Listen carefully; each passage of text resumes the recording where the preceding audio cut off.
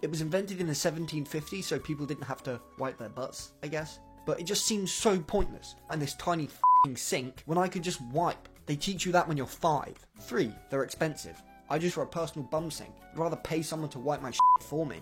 And finally, they're just awkward. You've got to bend down, turn it on, get your hand up there. I don't know.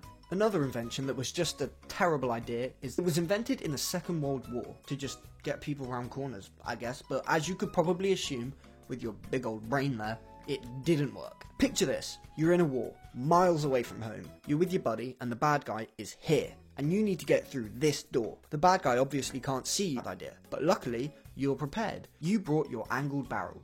You line it up. Now he knows where you are. One grenade, bam, it's over. All because you brought a f***ing angled barrel, which was never gonna work. You donut. Use your brain. You're never going home. You're dead. And do you want a pet but aren't ready for the full responsibilities of a cat or dog?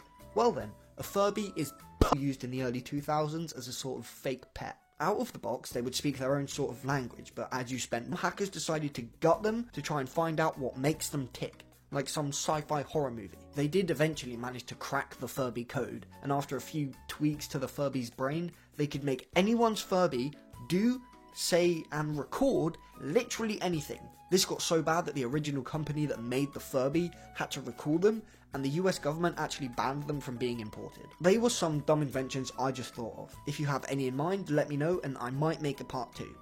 Just for you. If you want to, you can subscribe.